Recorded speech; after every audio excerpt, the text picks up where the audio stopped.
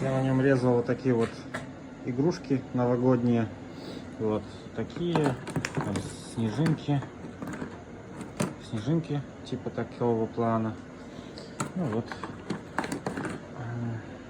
Прорезает хорошо. Все режет.